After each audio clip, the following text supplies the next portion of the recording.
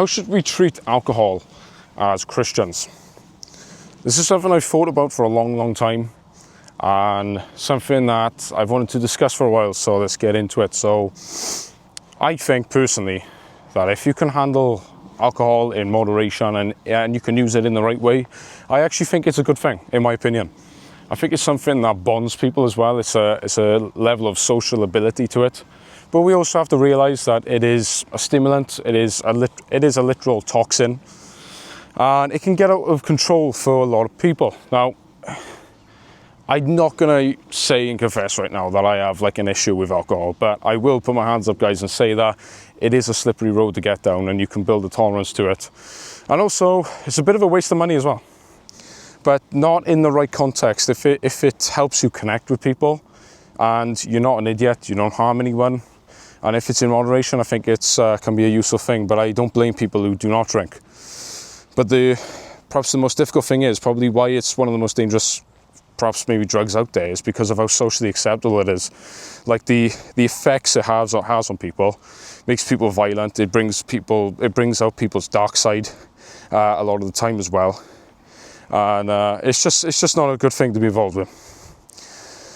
So my experience with alcohol as a Christian, now we have to be very, very careful. As alcohol, I mean, it sort of like brings you down to a lower level of basically, I don't know, consciousness, and it just dulls your senses and makes you just silly. Obviously, don't get me wrong, I've got some unforgettable memories from, I don't know, having drinks with my mates and stuff, and I still do it to this day, but you know, it's definitely something I want to cut back on. And I think there's real beauty to a life of sobriety, and to be fully aware of everything that's going on around you.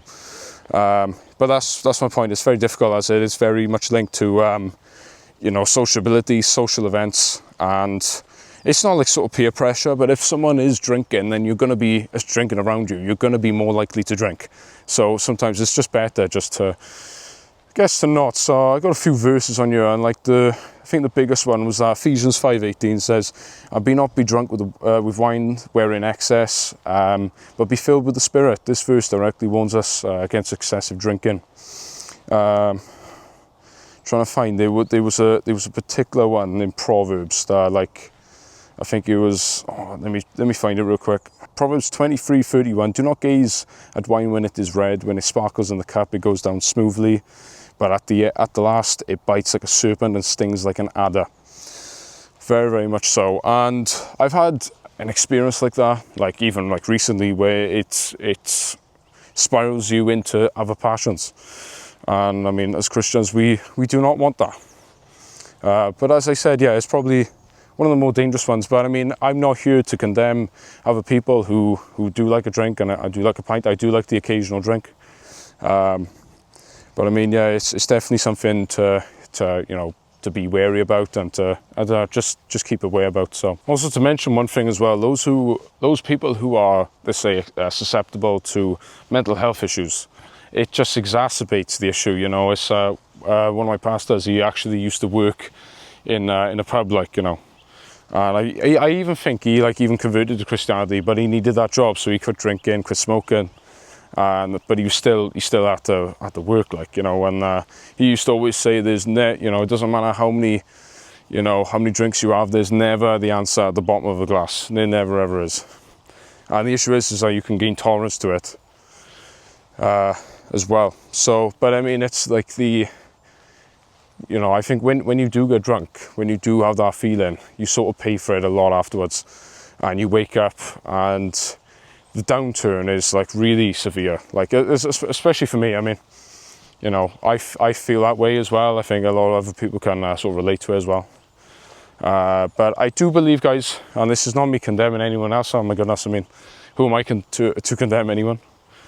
But my point is that if we can find a healthy relationship with it, I mean, I understand some people don't drink at all, and that's great for them. But yeah, I guess if we can find a healthy attitude towards it, and to think of it as sort of like a treat and not abuse it. But there are people, I mean, as the condition of alcoholism, people would argue it is a condition, as some people have a drink and then they have a second, the third, fourth, and they can't stop until they're completely out of it. and that's bad.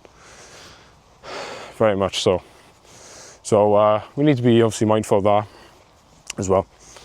But if we can just keep a sober mind, because it says